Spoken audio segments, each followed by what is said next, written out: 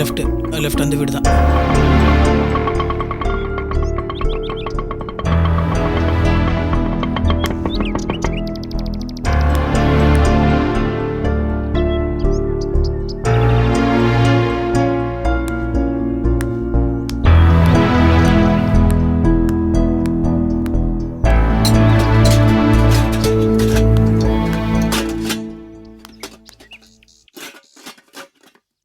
என்ன காரியம் பண்ணிட்டீங்க? நான் உள்ளதானே இருந்தேன்.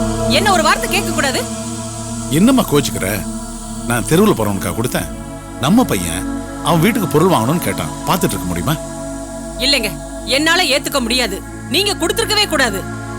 என்னையே வேணான்ட்டு போனவ சக்தி. நான் வேண்டாம். என்னோட குக்கர், மிக்ஸி, பாத்திரம் பண்டா எல்லாம் வேணுமா? என்ன?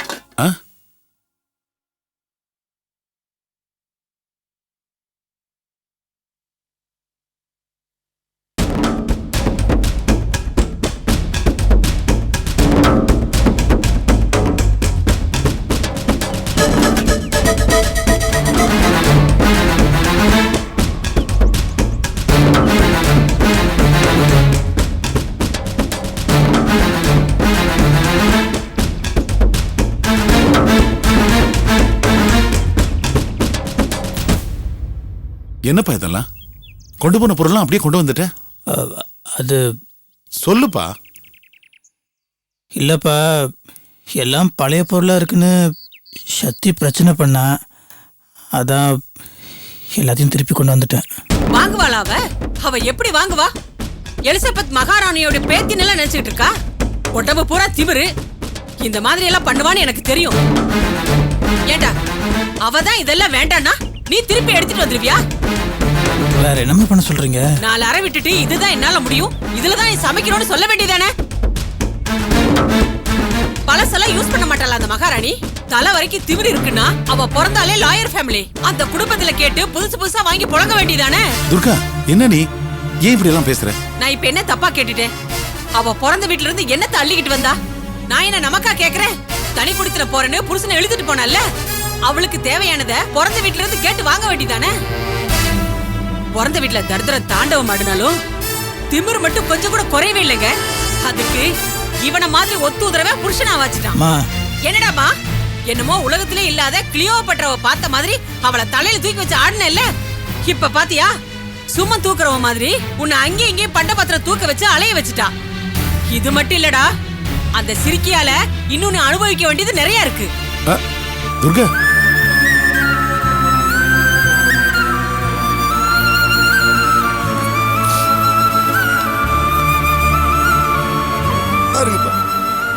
அங்க போன அவ திட்டுறா, இங்க வந்தா இவங்க திட்டுறாங்க.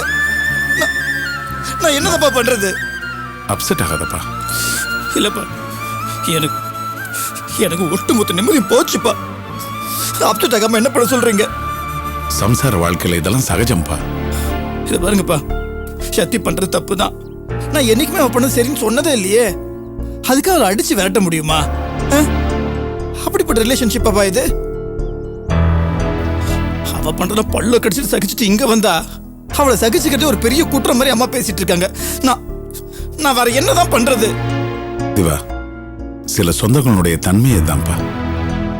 அம்மா பிள்ளைக்கு இடையில பாசம் எப்படி இயல்பா இருக்கோ அதே மாதிரி மாமியா மருமலுக்கு இடையில உரசல் இருக்கிறது இயல்புதான்ப்பா. அம்மாவுக்கும் பொண்டாட்டிக்கு இருக்கிற பொசசிவ் நேச்சர் தான் இதுக்கு எல்லாமே காரணம். என் பிள்ளை இப்படி அலக்களிக்கிறாளேன்னு உங்க அம்மா நினைக்கிறா. என் புருஷன் தானே திவாகர்னு உன் மனைவி உரிமை கொண்டாடுற. அவ்வளவுதான். நீங்க ரொம்ப சிம்பிளா சொல்லிட்டீங்கப்பா. ஆனா நான் படுற பாடு இருக்கே. இத பாரு திவா, இந்த மாதிரி பிரச்சனை எல்லாம் ஒரு அளவுக்கு மேல மனசுல போட்டுக்கூடாது. உடனடியா என்ன பண்ணணுமோ அதை பண்ணிட்டு போயிட்டே இருக்கணும். இந்த ஏடிஎம் கார்டு இருக்கு, யூஸ் பண்ணிக்கோ. ஐயோ இல்லப்பா, எனக்கு அதெல்லாம் ஒண்ணு வேணாம். நான் எப்படி சமாளிச்சுக்கிறேன்? இல்லப்பா, இதெல்லாம் உன் காசு தான். என்ன வாங்கணுமோ அதெல்லாம் புதுசாவே வாங்கிக்கோ, சரியா? இந்த மத்த பிரச்சனை எல்லாம் அப்புறம் பாத்துக்கலாம். ஓகே?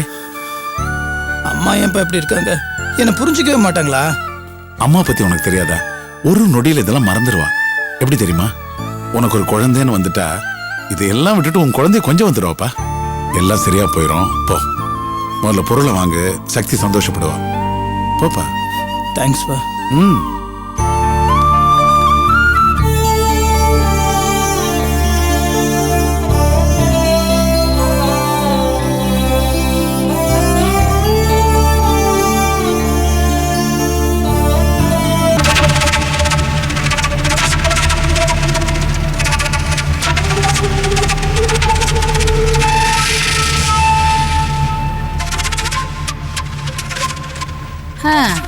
பிள்ளைய படிக்க வச்சிருக்கோம். படிச்சு முடிச்சு நல்லபடியா வருவா. வந்தது ஒரு நல்ல குடும்பமா பார்த்து இவளுக்கு ஒரு நல்ல வாழ்க்கை அமைச்சு கொடுப்போம்னு நம்ம நினைச்சுக்கிட்டு இருந்தா இவன் நினைப்பு வேற மாதிரி இல்ல இருக்கு. நீங்க என்னங்க பேசாம இருக்கீங்க? அந்த பையன் மேல மட்டுமா தப்பு இருக்கு? இவளும் தான் ஒரு காரணம். ஐய் கவிதா, இத்தனை வருஷமா ஒழுங்கா தானே இருந்த, இப்ப ஏன் புத்தி கெட்டு போயிட்ட? இப்ப ஏன் நீங்க ரெண்டு பேரும் இப்படி மாறி மாறி பேசிட்டு இருக்கீங்க? அப்படி என்ன நான் கிரிமினல் குற்றம் பண்ணிட்டேன்? அடிச்சேனா பாரு, கிரிமினல் குற்றம் தான். பெத்தவங்களுக்கு நம்பிக்கை துரோகம் பண்றது கிரிமினல் குற்றம் தான். இவ ஒழுங்கா படிப்பான்னு தானே இங்க வீடு எடுத்து உட்கார வச்சிருக்கு. இவ இப்படி லவ்வுக்குன்னு அலைவான்னு தெரிஞ்சிருந்தா மதுரையிலே கட்டி போட்டு வச்சிருந்திருப்பேன். தானே ஆடா மாடா கட்டி போட. நான் என்ன தெரியாத ஒருத்தனையா லவ் பண்ணிட்டேன்? சரியா யாரு? நம்ம எல்லாருக்குமே தெரிஞ்சவன் தானே, நம்மளோட ஃபேமிலி ஃப்ரெண்ட் தானே. எனக்கு தெரியும், அவங்க மட்டும் பழைய மாதிரி வசதியா இருந்ததுதான் நீங்க ரெண்டு பேரும் உடனே மாப்பிள்ளன்னு போய் குழைச்சிட்டு நின்று இருப்பீங்க. அவங்க இப்ப நம்மளோட வசதியில குறைவு தானே. நீங்க ஏன் பேச மாட்டீங்க? நம்மள அசிங்கப்படுத்துறதுக்கு உன் பொண்ணு ஒருத்தி போதண்டி. ஐய், அந்த செழிய உயிரோட இருக்கணுமா வேண்டாம்? இந்த வார்த்தையில பேசுங்க. அப்படி ஒரு நினைப்பு உனக்கு இருந்ததுன்னா இந்த நினைப்பை விட்டுடு. இவ முகத்தை பார்த்துக்கிட்டு என்னால இங்க இருக்க முடியாதுடி. நான் இப்பவே மதுரைக்கு போறேன். ஒரு நல்ல மாப்பிள்ளைய பார்த்து இவளுக்கு கல்யாணத்துக்கு ஏற்பாடு பண்றேன். இந்த காலத்துல யாரை நம்புறது யாரை நம்ப கூடாதுன்னே தெரியல.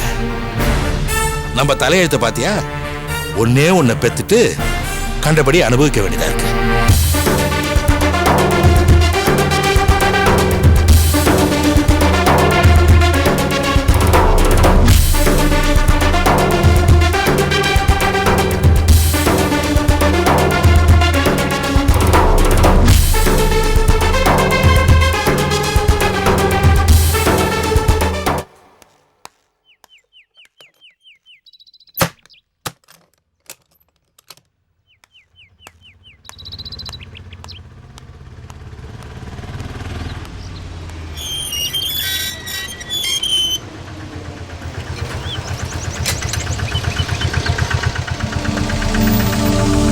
நம்பர் 228 சர்ச் ரோடு தானே? இதுதான். இங்க மிஸ்டர் திவாகர்னு சொல்லிட்டு. இந்த வீடு தாங்க. நீங்க யாரு? அவர் எங்க கடையில இருந்து டிவி, ஃப்ரிட்ஜ், மிக்சர், கிரைண்டர் இது எல்லாத்தையும் பர்ச்சேஸ் பண்ணிருக்காரு மேடம். இது எல்லாத்தையும் டெலிவரி பண்ணி சைன் வாங்கி போனோம்.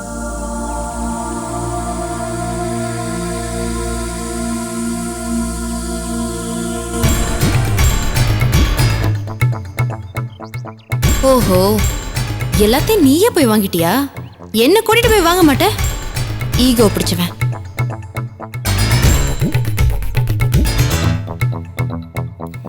மேடம் மேடம் திவாகர் வீட்ல இல்லைங்க. டெலிவரி தரணும் மேடம். ஆள் இல்லாத வீட்ல எப்படிங்க டெலிவரி கொடுப்பீங்க? கொஞ்சம் வெயிட் பண்ணுங்க. அவர் வந்ததுக்கு அப்புறம் டெலிவரி கொடுங்க.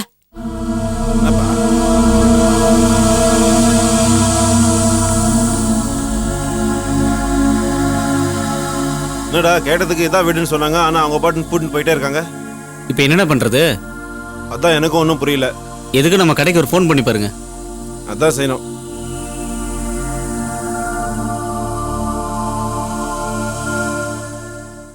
சின்ன சின்ன விஷயங்களை கூட பெரிய பிரச்சனையாக்குனா அப்புறம் என்னால எப்படி எனக்கு நிம்மதியா இருக்க முடியும்? சரி, நான் ஒத்துக்கிறேன், வீட்டுல திங்ஸ் எதுவுமே இல்ல. ஆனா கொஞ்ச நாளைக்கு பழைய திங்ஸ் வச்சு அட்ஜஸ்ட் பண்ணலாம்ல. அப்படின்னா அவளுக்கு பெரிய ஈகோ. உனக்கு எங்க அப்பா பத்தி தெரியும்ல, காசு பணம் கொடுக்க நிக்கிறது யோசிப்பாரா? பாவம், அவரும் என் பேர் ஏதோ லேண்ட் வாங்குறதுக்காக கொஞ்சம் அமௌண்ட் சேர்த்து வச்சுட்டு இருக்காரு. தேவையில்லாம செலவு பண்ண வேணாம், வீட்டுல யூஸ் பண்ணாத பொருளா இருக்கு, எடுத்துட்டு போடான்னு சொன்னாரு. அதை கூட போய் குற்றம் கண்டுபிடிச்சா எனக்கு ஒண்ணுமே புரியல. எனக்கு உன் பிரச்சனை புரியுது திவாகர், சங்கடமா தான் இருக்கு.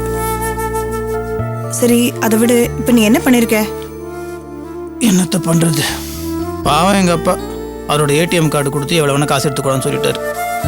அதை வச்சு நான் நியூ திங்ஸ்லாம் ஆர்டர் பண்ணியிருக்கேன். அவங்களே ஹோம் டெலிவரி கொடுக்குறேன்னு சொல்லிட்டாங்க. சரி, இதை சக்தி கிட்ட சொன்னியா? சந்தோஷப்பட்டிருப்பாளே. சொல்ல ஏன்? சர்ப்ரைஸாக இருக்கட்டுமே. நியூ திங்ஸ் எல்லாம் பார்த்தா கொஞ்சம் சந்தோஷப்படுவா. அந்தம்மா மூடு கொஞ்சம் கிளியர் ஆகும். நானும் என் டென்ஷன் கொஞ்சம் ரிலீவ் ஆவேன். அதான். பரவாயில்ல, இவ்வளோ பிரச்சனைக்கும் நடுவில் உன் மனசுல கொஞ்சம் ரொமான்ஸ் இருக்கு. என்ன அனிதா, அது எப்படி இல்லாமல் போகும்?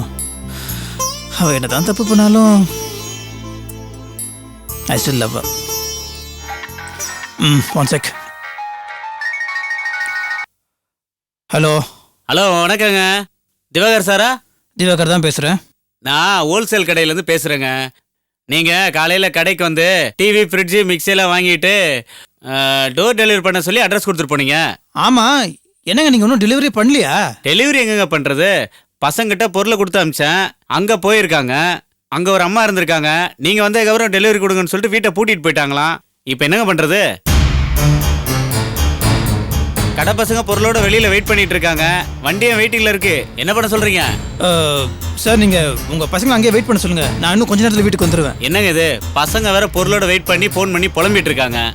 நானும் ஃபோன் பண்ணி காசெல்லாம் வேஸ்ட் ஆகுதுங்க. இல்லைங்க, புரியுதுங்க. Very sorry. சரிங்க, சீக்கிரம் போங்க. பசங்களை கொஞ்சம் கிளியர் பண்ணி விடுங்க. கொஞ்ச நேரம் வெயிட் பண்ண சொல்லுங்க, வந்துடுறேன். சரி, வச்சிடுறேங்க. என்னாச்சு திவா? நான் ஆர்டர் பண்ண திங்ஸ் எல்லாம் வீட்டுக்கு போயிருக்கு. சத்தி என்ன பண்ணியிருக்கா? என்ன பண்ணா? டெலிவரி பண்ண வந்தவங்க கிட்ட டைரக்டா அவர்கிட்டே கொடுத்துருங்கன்னு சொல்லிட்டு இவ பாட்டு போயிட்டா. நான் தானே ஆர்டர் பண்ணேன், ஸோ நான் தான் டெலிவரி எடுத்துக்கணும். அந்த அம்மாக்கு அவ்வளோ கோவம். பட் இப்போ எதுக்கு கோவம்? அவ ஆசைப்பட்ட மாதிரி தானே நீ எல்லா திங்ஸும் வாங்கியிருக்கேன். எல்லாத்தையும் வாங்கினேன், ஆனால் அவகிட்ட சொல்லியே. இப்போ அதான் பிரச்சனை. அனிதா அவளுக்கு ஒரு சர்ப்ரைஸா இருக்கணும் தான் இதெல்லாமே பண்ண. இதை கூட புரிஞ்சுக்காம இரிட்டேட் பண்றான். ஐயோ, அவ ஏன் தான் இப்படி விவசாயம் இல்லாம நடந்துக்கிறாளோ? அவளுக்கு என்ன ஆச்சு? சரி திவா, நீ கிளம்பு, நானும் உன் கூட வரேன். வீட்டுக்கு போய் என்னாச்சுன்னு பாப்போம். சரிவா.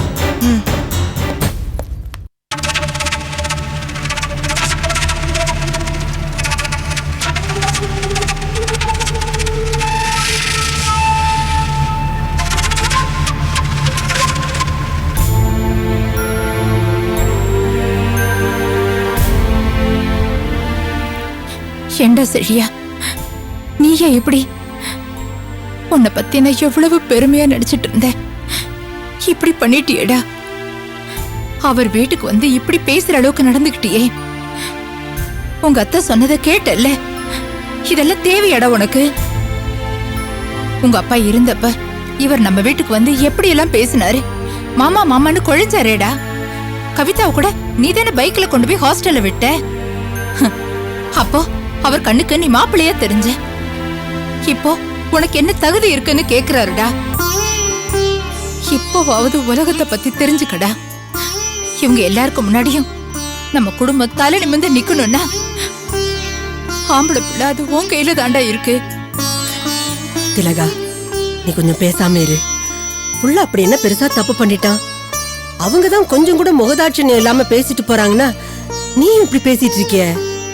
எல்லாம் நேரம் இப்படி எல்லாம் படுத்துது. அதுக்கு புள்ள என்ன செய்வான் பாவம்? ஐயா, நான் ஒன்னு சொல்வேன், கேப்பியா? உனக்கு எப்படிப்பட்ட பொண்ணை கட்டினா உன் வாழ்க்கை நல்லா இருக்குன்னு எங்களுக்கு தெரியும்யா. அந்த பொண்ணு கவிதா அப்படி என்ன அழகா? உன் பக்கத்துல நின்னா நல்லாவே இருக்காதுப்பா. நீ ராஜா மாதிரி இருக்கையா. உனக்கு ஏத்தவ எங்கேயாவது கண்டிப்பா பிறந்திருப்பா. அவளை நாங்க தேடி கண்டுபிடிச்சு உனக்கு கல்யாணத்தை பண்ணி வைக்கிறோம். என்னப்பா எதுவுமே பேச மாட்டேங்கிற? அந்த ஆளும் வடிவும் பேசினதை கேட்டு போயா நீ ஆச்சும் உன் பொண்ணாச்சுன்னு எடுத்தறிஞ்சு பேசலாம் தான் நினைச்சேன். பரவாயில்ல, அவங்கதான் அறிவு கட்டத்தனமா பேசுறாங்கன்னா நாமளும் அப்படி நடந்துக்க கூடாதுன்னு தான் பேசாம இருந்துட்டேன். நாளை பொழுது ஒருத்தருக்கு ஒருத்தர் பார்த்துக்காமலா இருந்துக்க போறோம். அன்னைக்கு இருக்கு அவங்களுக்கு. இத பாருப்பா, இந்த மாதிரி கேவலமா பேசினவங்க முன்னாடி நீ வேற ஒரு பொண்ணை கட்டிக்கிட்டு தலை நிமிந்து ராஜா மாதிரி வாழணும்பா. என்ன சொல்ற?